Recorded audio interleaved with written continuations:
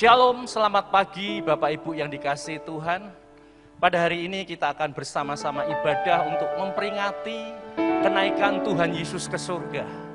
Kita sebagai orang percaya sungguh bangga dan berbahagia karena Tuhan kita Yesus Kristus saat ini ada di surga untuk mempersiapkan tempat yang indah bagi setiap orang yang percaya kepadanya.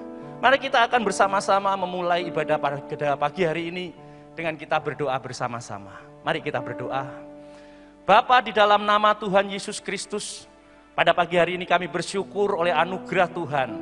Kembali kami dapat beribadah khususnya untuk memperingati hari kenaikan Tuhan Yesus ke surga. Kami bersyukur dan kami bangga Tuhan punya Allah seperti Engkau, Allah yang sudah bangkit, bahkan Allah yang naik ke surga untuk mempersiapkan tempat bagi kami orang-orang percaya. Dan kami percaya bahwa Tuhan juga akan datang untuk menjemput kami umat-Mu yang akan Engkau angkat bersama-sama menempati satu tempat yang indah di surga. Kami menyerahkan ibadah pada pagi hari ini dari awal sampai akhirnya ke dalam tangan Tuhan. Biarlah roh Tuhan sendiri yang akan bekerja di tengah-tengah kami, memberkati kami, memberi sukacita kepada kami. Dan kami percaya ibadah pada pagi hari ini kami semua diberkati oleh Tuhan. Kami berdoa dan mengucap syukur dan menyerahkan ibadah pada pagi hari ini hanya di dalam satu nama yang penuh kuasa, Tuhan Yesus Kristus. Haleluya, amin. Saya percaya pada saat kita memperingati kenaikan Tuhan Yesus ke surga, sukacita surga itu akan melimpah atas hidup kita, amin. Sukacita Tuhan itulah yang menjadi kekuatan kita dalam kita mengiring Tuhan. Haleluya.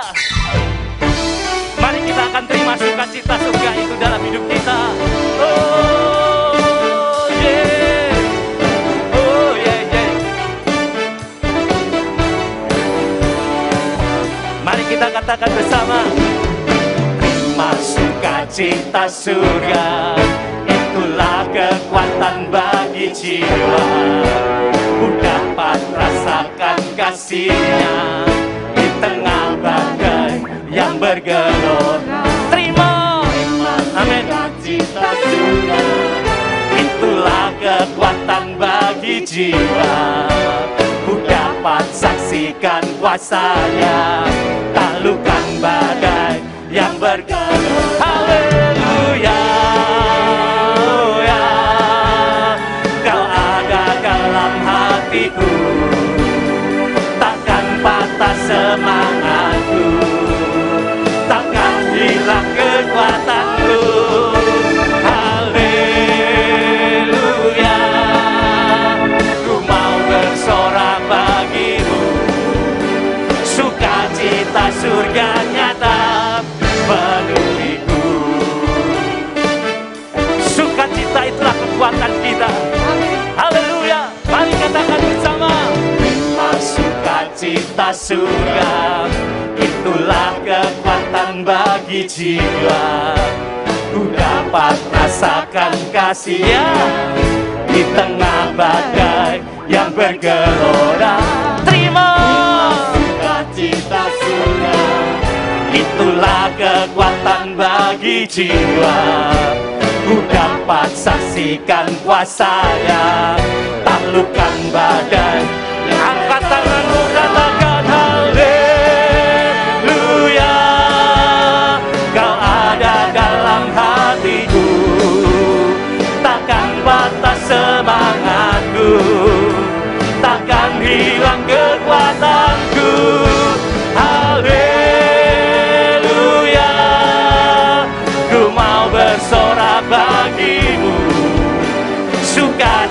sukacita surga nyata penuh. Katakan haleluya, haleluya, haleluya. Kau ada dalam hatiku, takkan patah semangat, semangat takkan hilang kekuatan. Oh haleluya, ku mau bersorak bagimu, sukacita surga nyata penuhiku. Sukacita, Kekuatan, kekuatan, sukacita. haleluya, haleluya.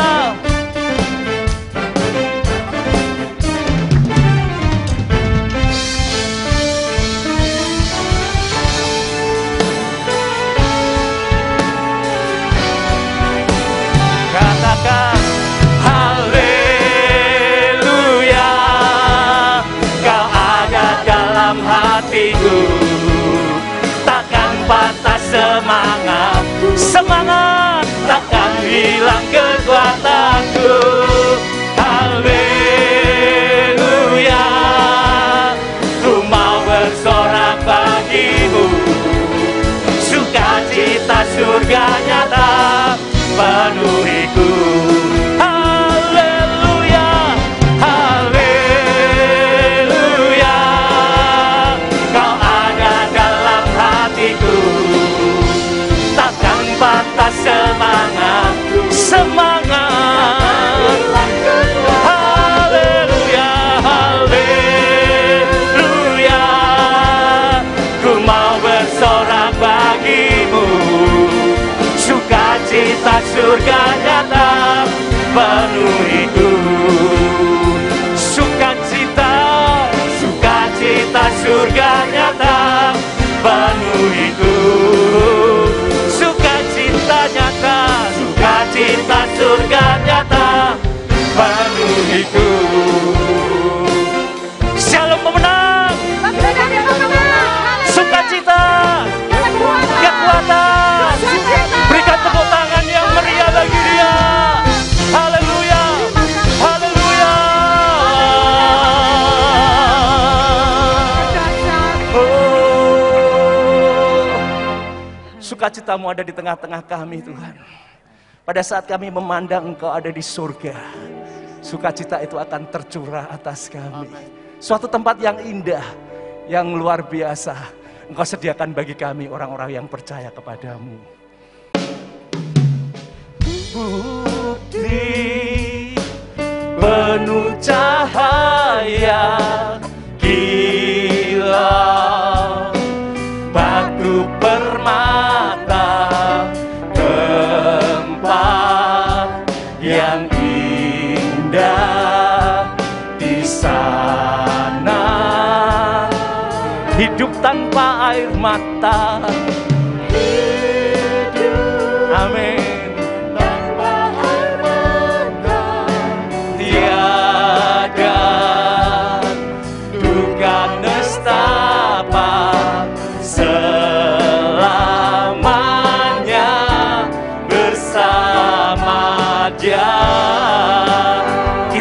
Melihat Yesus duduk di atas tahta, kita akan melihat Yesus di tahtanya, nyanyikan pujian bagi Dia. Kudus, kuduslah Tuhan, kuduslah Tuhan, kudus, kuduslah Tuhan.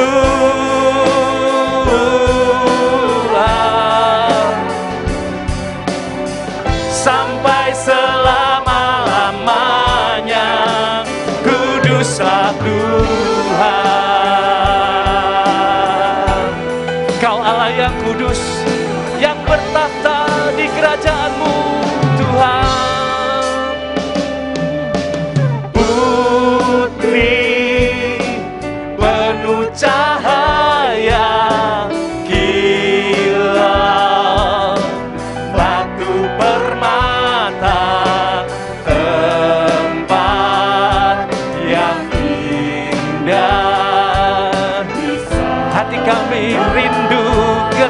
umat-Mu Tuhan. Hidup tanpa air mata tiada, duka nestapa selamanya bersama Dia. Kita akan bersama melihat Yesus duduk di tahta, melihat Yesus di tatanya, nyanyikan pujian bagi Dia. Kudus, kuduslah Tuhan, kuduslah Tuhan, kudus, kuduslah Tuhan,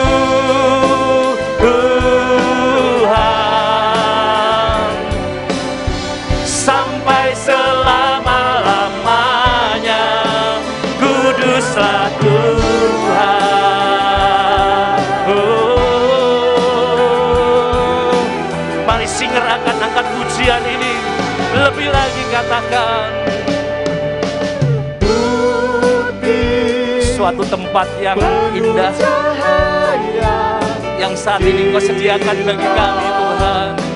Batu permata, tempat yang indah di sana. Hidup tanpa air mata, Hidup tanpa air mata tiada, duka nestapa selamanya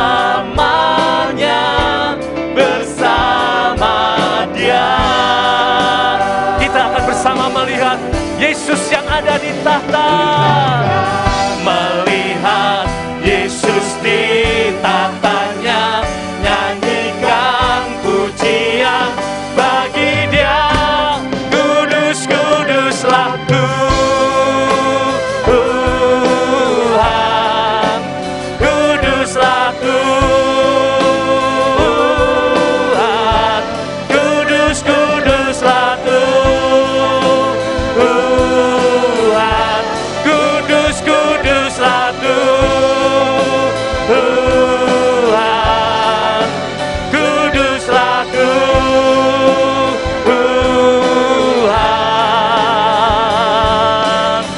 sampai selama-lamanya. Kuduslah Tuhan, Kau Allah yang kudus. Haleluya.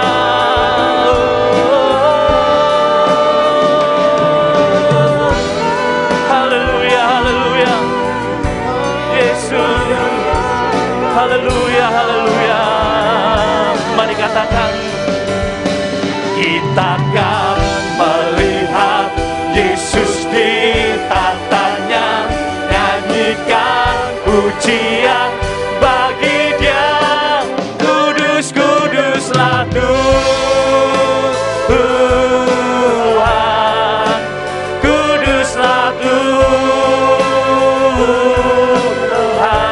kudus, kuduslah Tuhan, kuduslah Tuhan, kudus, kuduslah Tuhan, kuduslah Tuhan,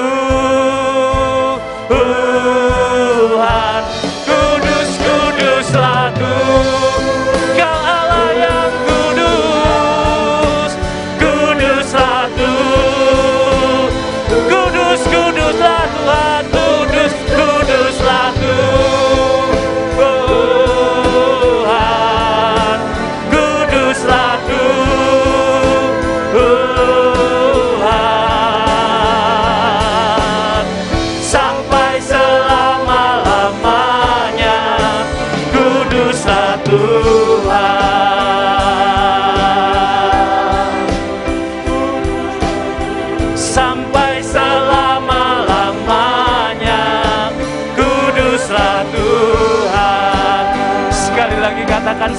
selama-lamanya, sampai selama-lamanya.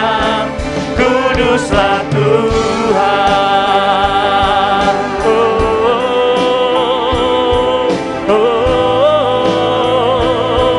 Kau Allah yang kudus. Haleluya, haleluya.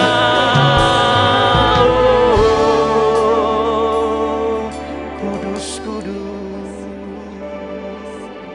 Sungguh Engkau Tuhan kami yang luar biasa baik. Engkau sudah menyediakan tempat yang pasti di dalam kerajaan sorga. Kalau kami akan bersama dengan Tuhan untuk selama-lamanya. Amin. Satu tempat yang tidak ada air mata, satu tempat yang tidak ada duka cita.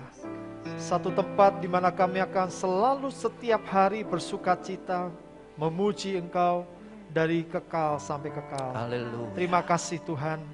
Kami percaya bahwa peristiwa kenaikan-Mu ke surga itu memberikan sebuah pengharapan bagi setiap kami, keyakinan. Sama seperti Engkau sudah mempersiapkan diri-Mu sebelum Engkau naik ke surga, maka kami pun sebagai gereja Tuhan, kami harus mempersiapkan diri kami sebelum tiba waktunya buat masing-masing kami akan kembali ke surga. Berkati pemberitaan firman pagi ini Tuhan, di saat kami memperingati hari kenaikan-Mu ke surga. Biar setiap umat-Mu yang saat ini sedang mengikuti ibadah online di tempat mereka masing-masing, kiranya tangan-Mu akan menjamah mereka, menguduskan hati mereka dan pikiran mereka agar firman yang diterima oleh mereka itu menjadi firman yang hidup dalam diri mereka. Haleluya. Firman yang benar-benar akan bertumbuh dalam hidup mereka, sehingga mereka diberkati oleh firman Tuhan pagi ini, dan mereka akan memiliki sebuah semangat. Sekalipun di tengah-tengah situasi kondisi dunia yang semakin gelap, tapi itu tidak akan membuat jiwa mereka patah semangat. Rohani mereka tidak akan pernah menjadi mundur, tetapi justru mereka akan semakin diteguhkan dan dikuatkan oleh Tuhan. Amin. Terima kasih, berkati semua tim pelayanan yang sudah melayani pagi ini. Dimanapun posisi mereka berada, Tuhan memberkati semuanya. Kami siap mendengar firman-Mu Tuhan. Di dalam nama Tuhan Yesus kami berdoa dan mengucap syukur. Amin. Puji Tuhan, selamat pagi Bapak Ibu Saudara semua yang saya kasih dalam Tuhan. Kembali kita bertemu dalam ibadah pada pagi hari ini. Dan tentunya Bapak Ibu Saudara merasa agak sedikit kurang nyaman karena kita kembali melakukan ibadah dengan cara online. Ya, jadi keputusan ini saya ambil karena memang pada hari ini juga bertepatan dengan Hari Raya Idul Fitri, di mana tentu kita semua tahu bahwa ini masa-masa libur yang cukup ditunggu-tunggu oleh banyak orang, tapi sayangnya memang karena situasi masih belum mengizinkan untuk bepergian ke kota-kota lain, tapi setidaknya memang masih ada kesempatan di mana ya beberapa dari saudara mungkin akan bepergian ke luar kota, sehingga saya memutuskan untuk pada hari ini tanggal 13 Mei 2021 ibadah memperingati kenaikan Tuhan ke surga, kita akan laksanakan dengan cara online. Dan saya berharap ibadah pagi ini benar-benar menjadi berkat bagi Bapak Ibu Saudara semua. Nah, pada hari ini Bapak Ibu Saudara, saya ingin membagikan firman Tuhan dengan judul apa yang sudah disiapkan untuk ke surga. Ya, ini sebuah pertanyaan yang harus dijawab oleh masing-masing kita. Kalau Tuhan tanya kepada saudara, apa yang sudah engkau siapkan untuk engkau ke surga? Aku sudah naik ke surga, aku sudah ada di surga. Yesus sudah naik ke surga 2000 tahun yang lalu. Disaksikan oleh 500 murid, 500 saksi mata yang melihat Yesus naik ke surga. Bahkan malaikat sendiri menyatakan hal itu. Bahwa dia akan kembali nanti dari surga untuk menjemput kita. Nah, pertanyaannya adalah kalau Yesus sudah ada di surga, bukankah semua kita di tempat ini, kita ingin juga berada bersama dengan Tuhan? Tapi saudara harus tahu bahwa untuk ke surga itu, kita harus benar-benar siap. Mempersiapkan diri kita. Karena itu, judul ini adalah sebuah pertanyaan untuk kita jawab dengan jujur. Apa yang sudah disiapkan untuk ke surga? Mari kita akan baca dari Kisah pasal yang pertama. Kisah para Rasul, pasal yang pertama ayat 1 sampai dengan yang ketiga. Silakan Bapak Ibu bisa membuka Alkitab masing-masing. Saya juga sudah menyiapkan lewat layar LCD, Bapak Ibu bisa lihat di tayangan YouTube. Firman Tuhan berkata begini, "Hai Theophilus, dalam bukuku yang pertama, aku menulis tentang segala sesuatu yang dikerjakan dan diajarkan Yesus, sampai pada hari ia terangkat. Sebelum itu ia telah memberi perintahnya oleh Roh Kudus kepada rasul-rasul yang dipilihnya. Kepada mereka ia menunjukkan dirinya setelah penderitaannya selesai. Dan dengan banyak tanda ia membuktikan bahwa ia hidup. Sebab selama 40 hari ia berulang-ulang menampakkan diri dan berbicara kepada mereka tentang kerajaan Allah." Bapak Ibu Saudara, saya ingin mengoreksi sedikit satu kata dari firman Tuhan pada ayat yang kedua bagian B. Yang berbunyi sebelum itu, seharusnya lebih tepat dikatakan sesudah itu. Anda bisa nanti tambahkan, Anda bisa kasih kurung di kata sebelum dan Anda tambahkan satu kata yaitu kata sesudah. Jadi Bapak Ibu Saudara, kita tahu bahwa Kisah para Rasul atau kitab ini ditulis oleh seorang yang bernama Lukas. Lukas adalah penulis daripada Injil Lukas. Dan menurut apa yang Lukas tuliskan, maka dia berkata bahwa dalam bukuku yang pertama, aku menulis tentang segala sesuatu yang dikerjakan dan diajarkan Yesus sampai pada hari ia terangkat ke surga. Dengan kata lain, Lukas ingin berkata bahwa aku ini saksinya. Aku ini masih bisa menceritakan kepada kamu, Theophilus. Aku bisa bicara tentang apa yang Yesus kerjakan, apa yang Yesus lakukan, apa yang Yesus ajarkan, sampai pada hari ia terangkat ke surga. Artinya pada hari ia terangkat ke surga, Yesus masih mengajar murid-muridnya. Yesus masih menyatakan sesuatu kepada murid-muridnya. Apa yang Yesus lakukan kepada murid-muridnya, itu menunjukkan bahwa Yesus benar-benar mempersiapkan hal-hal yang penting dan hal-hal yang utama sebelum ia terangkat ke surga. Anda bisa lihat itu pada ayat yang ketiga. Kepada mereka ia menunjukkan dirinya setelah penderitaannya selesai. Dan dengan banyak tanda ia membuktikan bahwa ia hidup. Sebab selama 40 hari ia berulang-ulang menampakkan diri dan berbicara kepada mereka tentang kerajaan Allah. Jadi Bapak Ibu Saudara, kalau kita melihat pada ayat yang ketiga, maka Yesus benar-benar mempersiapkan hal-hal yang penting, hal-hal yang utama sebelum ia terangkat ke surga. Dan ini dilakukan untuk semua murid-muridnya. Yesus menguatkan para muridnya. Yesus menghibur para muridnya. Yesus mengingatkan para muridnya. Supaya mereka tidak dalam kesedihan. Supaya mereka tidak di dalam keadaan yang putus asa. Karena mereka sebentar akan berpisah dengan Yesus. Tetapi Yesus menguatkan, menghibur, mengingatkan para murid. Nah Bapak Ibu Saudara, maka saya bertanya kepada Anda semua pada pagi hari ini, apakah yang menjadi tujuan akhir daripada hidup kita? Apakah yang menjadi tujuan akhir dari hidup kita? Apakah saudara masih terobsesi untuk mencari kekayaan yang lebih, ketenaran yang lebih? Apakah Anda masih mencari perkara-perkara yang ada dalam dunia ini? Yang kita tahu bahwa dunia ini akan Tuhan hancurkan.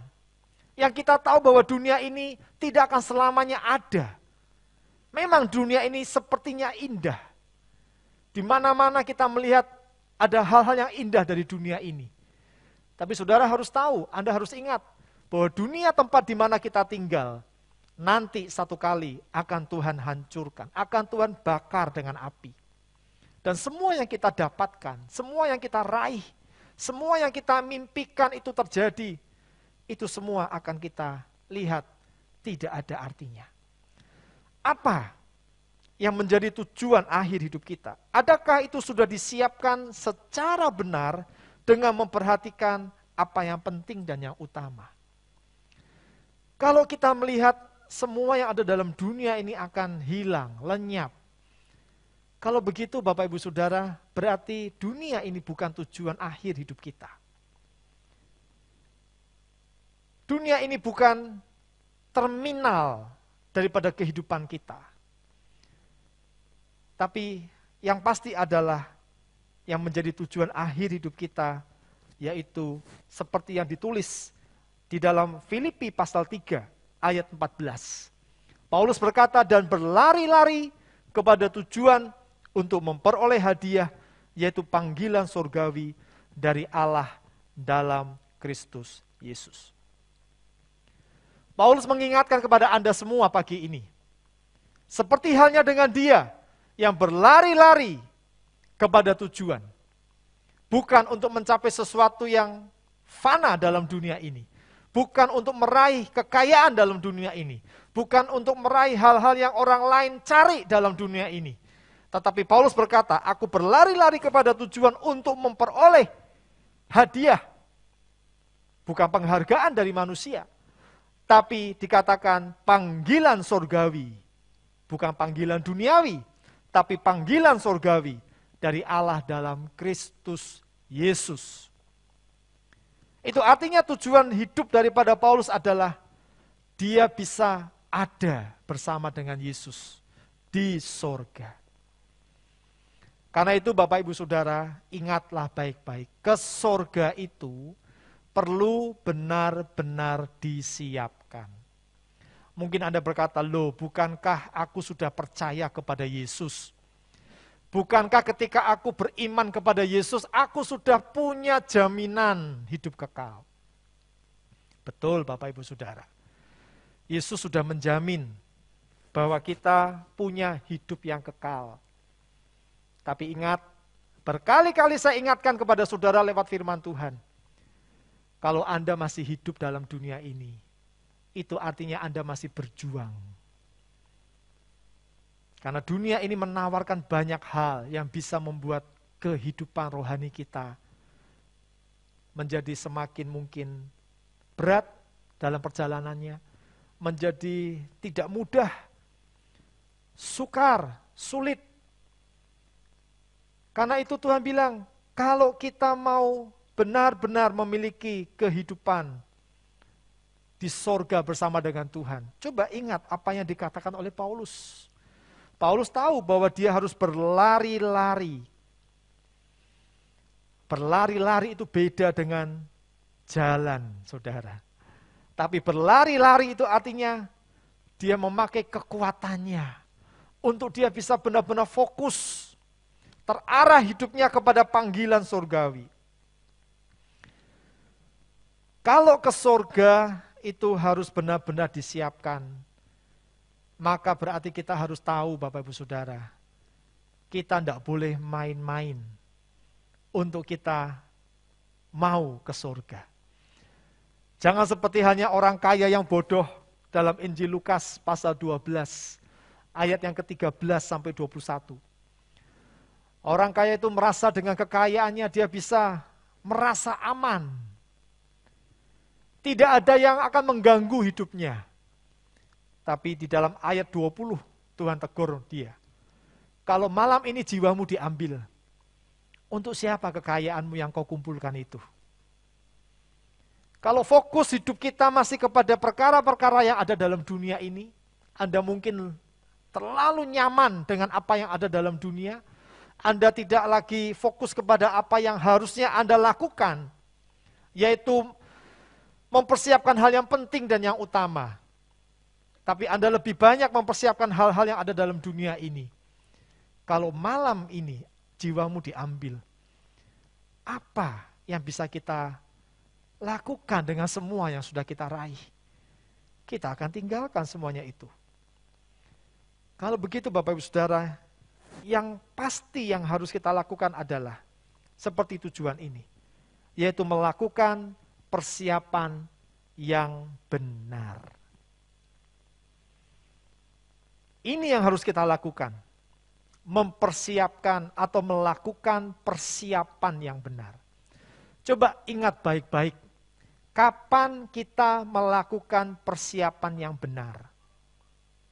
Kapan saya, Bapak Ibu Saudara itu mempersiapkan persiapan yang benar? Kalau anak-anak kita saat mereka masih sekolah, atau bahkan dulu kita kalau kita masih sekolah, maka kapan kita itu melakukan persiapan yang benar Bapak Ibu Saudara? Yaitu saat kita menghadapi ujian. Ujian sudah ada di depan mata kita mungkin tinggal 1 minggu, 2 minggu. Maka mulai pada hari ini, kita mulai mempersiapkan persiapan itu dengan benar. Mungkin kita les, mungkin kita menambah porsi belajar kita, mungkin kita banyak ada dalam komunitas bersama untuk belajar bersama. Supaya apa? Supaya pada harinya kita benar-benar siap untuk mengerjakan semua tes yang ada. Kapan kita melakukan persiapannya benar? Saat ada hal yang penting. Misalkan Anda mau berlibur, Anda pasti akan mempersiapkan dengan baik, dengan benar. Saat Anda mau bertemu dengan seseorang, pasti Anda juga melakukan persiapannya benar. Bapak Ibu Saudara, persiapan ke surga itu penting dan utama. Yesus berkata dalam Lukas 13 ayat 24. Jawab Yesus kepada orang-orang di situ, berjuanglah untuk masuk melalui pintu yang sesak itu. Sebab aku berkata kepadamu, banyak orang akan berusaha untuk masuk, tetapi tidak akan dapat. Ini yang Yesus katakan, ke surga itu penting dan utama. Persiapan untuk ke sana itu jangan dianggap sepele. Jangan menjadi hal yang nomor 2 dalam hidup Anda. Tapi Anda harus menjadikan ke surga itu sebagai persiapan yang penting. Persiapan yang utama. Kenapa? Karena ayat ini berkata, berjuanglah melalui pintu yang sempit atau yang sesak itu. Karena ada banyak orang akan berusaha untuk masuk, tetapi tidak akan dapat. Bukan sedikit saudara yang akan masuk. Banyak orang yang akan masuk, berusaha untuk masuk. Tapi mereka nggak pernah dapat. Kenapa? Karena kuncinya adalah mereka tidak mau berjuang. Jadi persiapan apa yang harus kita lakukan dengan cara yang benar? Yaitu berjuanglah. Kata firman Tuhan, berjuanglah melalui pintu yang sesak itu. Di depan mata kita ada pintu yang sesak. Seperti hanya saudara melihat gambar di layar Anda. Ada sebuah pintu. Saya nggak tahu ukuran pintu itu seberapa.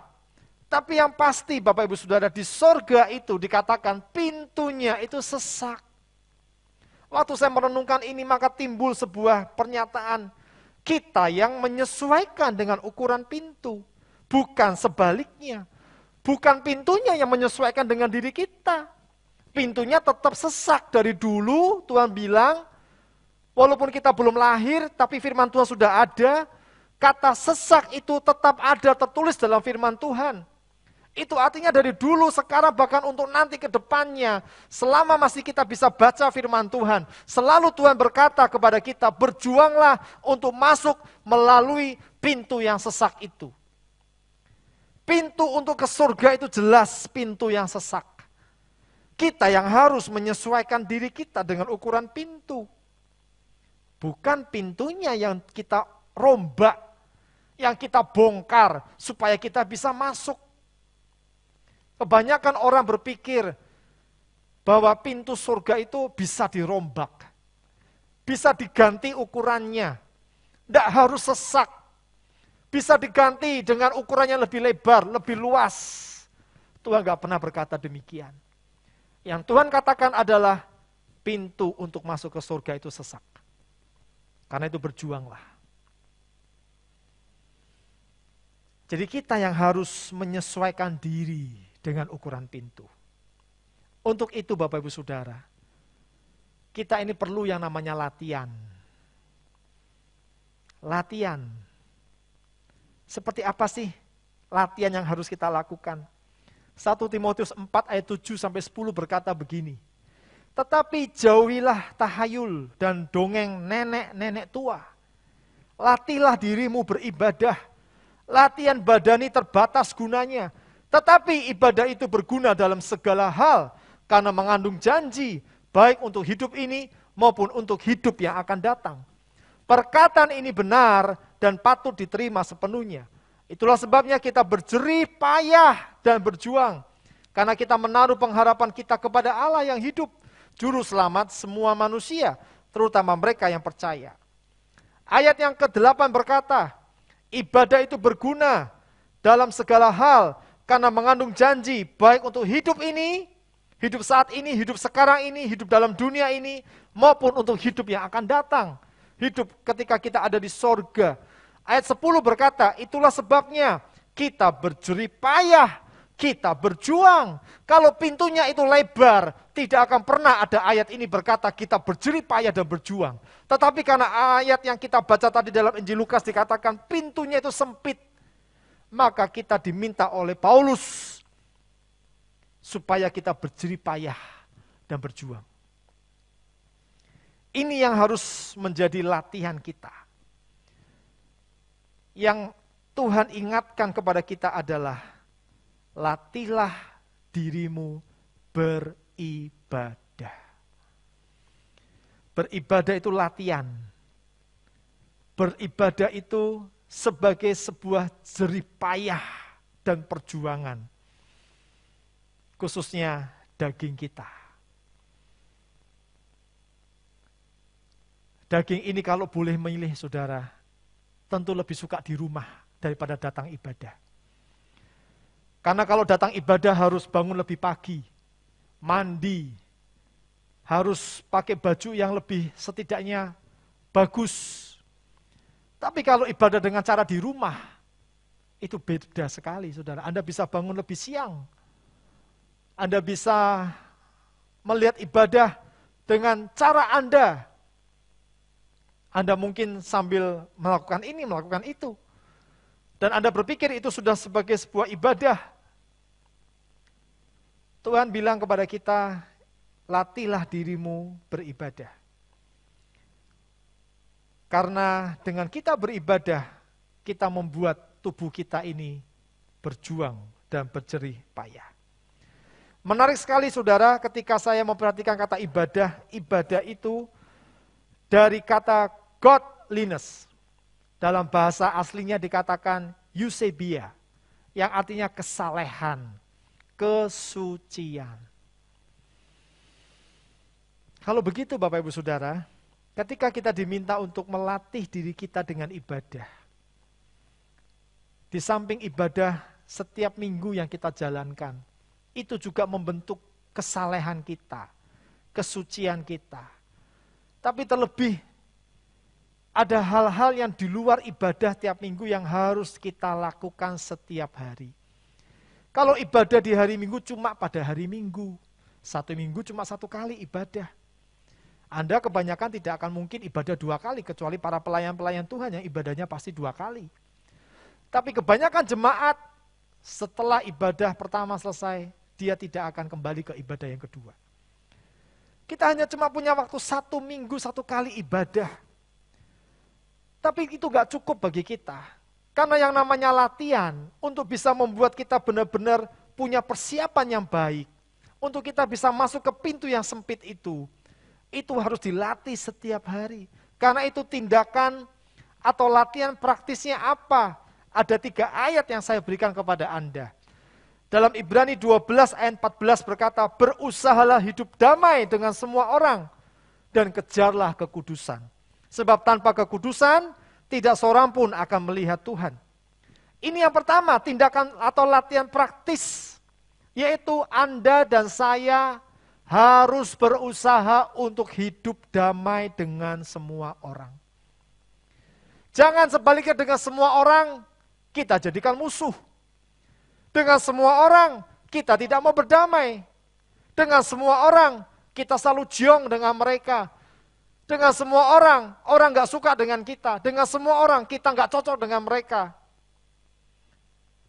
Lalu kalau itu yang kita lakukan, berarti siapa diri Anda? Kalau Anda mengaku orang Kristen, Anda percaya kepada Tuhan, firman Tuhan berkata, berusahalah hidup damai dengan semua orang. Sekalipun ada orang-orang yang menyakiti hati Anda harus bisa dalam dirimu punya damai dengan orang itu. Dalam diri kita harus ada damai. Dan itu harus diusahakan. Dan Tuhan bilang juga, kejarlah kekudusan. Sebab tanpa kekudusan, tidak seorang pun akan melihat Tuhan. Matius 5 ayat 8 berkata, berbahagialah orang yang suci hatinya, karena mereka akan melihat Allah. Tuhan ingatkan, tindakan latihan praktis dalam diri kita adalah coba belajar membersihkan hati ini. Hati ini penuh dengan hal-hal yang bisa sewaktu-waktu ada kepahitan, ada kejengkelan. Ada hal-hal yang ya karena dari situasi di luar, mungkin dari orang, mungkin dari apa yang terjadi di sana, itu terkadang mempengaruhi hati kita. Tuhan ingatkan, coba jadikan hatimu itu tetap suci, bersih. Apakah kita bisa melakukan itu? Tuhan bilang, kalau kita di dalam ayat ini berbahagialah orang yang suci hatinya, berarti Tuhan tahu kita bisa melakukannya. Karena mereka akan melihat Allah. Yang terakhir di dalam 3 Yohanes 1 ayat 11 berkata, saudaraku yang kekasih, janganlah meniru yang jahat, melainkan yang baik. Ini juga tindakan latihan praktis yang harus kita lakukan untuk kita mempersiapkan diri kita ke surga. Hidup berdamai dengan semua orang, jadikan hatimu suci. Yang ketiga, jangan meniru yang jahat, tapi lakukan yang baik. Kalau ayat ini mengatakan demikian, berarti ada orang-orang Kristen yang sukanya meniru yang jahat. Bukan, justru sebaliknya melakukan yang baik. Ayolah Bapak Ibu Saudara, dimanapun Anda berada, 3 latihan ini coba dilakukan. Kalau Anda benar-benar ingin ke sorga, Anda ingin mempersiapkan dirimu untuk ke sorga. Kita nggak tahu kapan kita akan ada di sana. Tapi selama kita masih hidup, ayo lakukan 3 hal ini. Dimanapun Anda berada, berusahalah hidup damai dengan semua orang.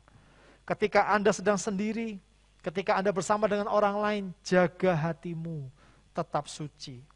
Jangan biarkan tercemar oleh hal-hal yang di luar sana.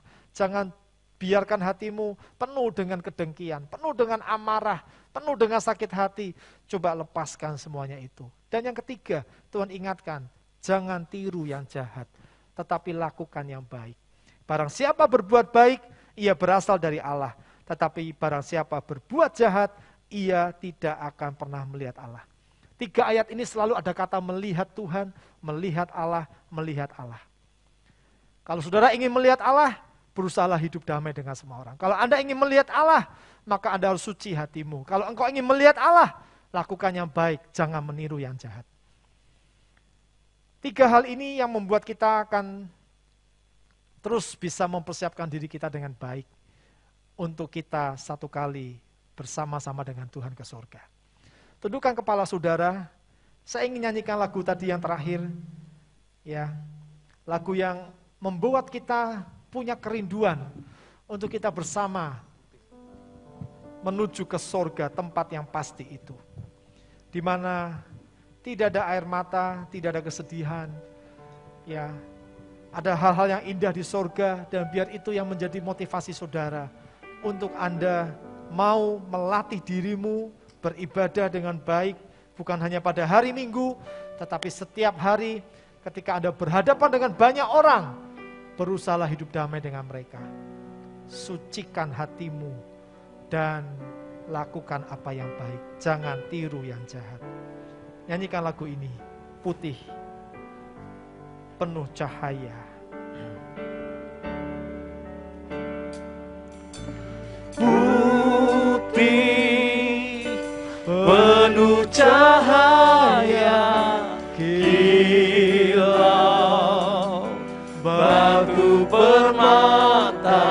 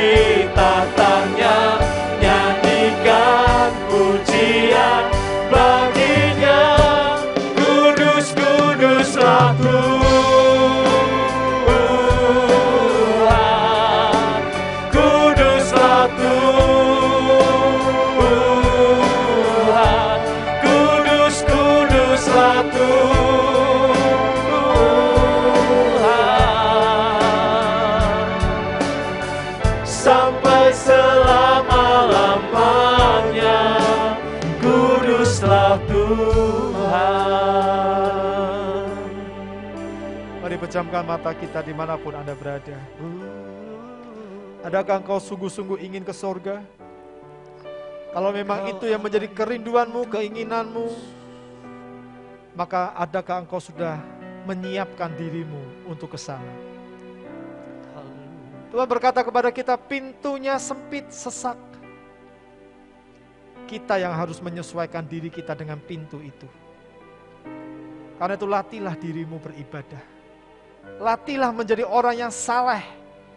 Latihlah menjadi orang yang suci. Dengan cara, hiduplah berdamai dengan semua orang. Jaga hatimu. Dan jangan meniru yang jahat. Bertobatlah. Lakukan yang baik. Kalau kita melakukan 3 hal ini, engkau akan melihat Tuhan. Engkau akan bersama dengan Dia. Surga tempat yang indah. Surga tempat yang pasti. Kita bisa melihat Dia dalam kekudusan. Kita nyanyikan lagu ini, saudara, kita berdiri bersama-sama.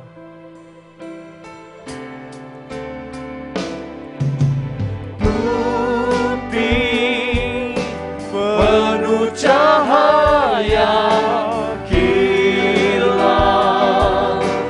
batu permata, tempat yang indah di sana. Yes, Tuhan. Hidup tanpa air mata tiada, duka nestapa selamanya bersama Dia. Mari angkat tangan kita. Kita akan melihat Yesus di tahtanya, nyanyikan pujian bagi Dia. Kudus, kuduslah Tuhan,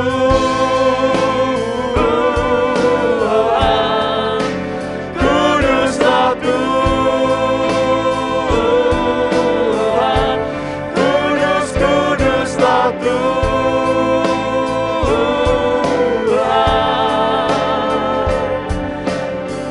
Sampai selama-lamanya, kuduslah Tuhan, kuduslah Tuhan, kuduslah Tuhan. Terpujilah Engkau Tuhan, yang sudah naik ke surga, yang menyediakan tempat bagi setiap kami orang-orang yang percaya kepadamu. Biar kami ingat dalam hidup ini bahwa kami harus berjuang untuk masuk ke pintu yang sesak itu. Biar kami menjadi orang-orang yang mengerti akan hal ini dan kami mau belajar untuk berjuang dengan kami melatih diri kami. Selalu setiap hari kami melatih diri kami dengan kesalehan dan kesucian. Ya dimanapun kami berada, kami akan berusaha hidup damai dengan semua orang. Ya dimanapun kami berada, kami akan menjaga hati kami tetap suci, tetap murni, tetap kudus di hadapan-Mu. Dan biar dimanapun kami berada, kami tidak meniru yang jahat, tetapi melakukan apa yang baik. Berkati umat-Mu dimanapun mereka berada saat ini. Dalam masa-masa libur ini Tuhan, Engkau berikan kepada mereka perlindungan, kesehatan dan kekuatan daripada Tuhan. Jagai mereka, kami mohon anugerah-Mu Tuhan. Coveri kami semua dengan darah-Mu yang kudus. Agar tidak ada sakit penyakit, tidak ada hal-hal yang lain yang akan membuat kami lemah, tapi kami boleh terus dikuatkan oleh Tuhan, kami dilindungi, dijaga oleh Tuhan. Dan berkati juga ibadah pada hari Minggu, sehingga kami boleh bertemu dalam ibadah bersama-sama dan kami menerima berkat daripada Tuhan. Nah sekarang Bapak Ibu Saudara, mari kita mau angkat tangan kita bersama. Terimalah berkat dari Allah Bapa kita yang ada di sorga, kasih sayang dari Tuhan kita Yesus Kristus, dan persekutuan dengan Roh Kudus. Tuhan memberkati engkau dan melindungi engkau. Tuhan menyinari engkau dengan wajah-Nya dan memberikan kepadamu kasih karunia. Tuhan menghadapkan wajah-Nya kepadamu dan memberikan kepada engkau damai sejahtera-Nya. Terima berkat-Nya dengan ucapan syukur di dalam nama Tuhan Yesus Kristus. Amin. Selamat pagi, Tuhan memberkati kita semuanya. Amin. Sukacita, kekuatan, Sukacita. haleluya, haleluya.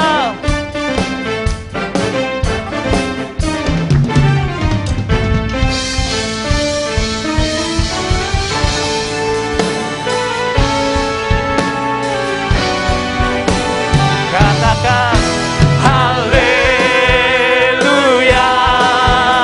kau ada dalam hatiku, takkan patah semangat, semangat.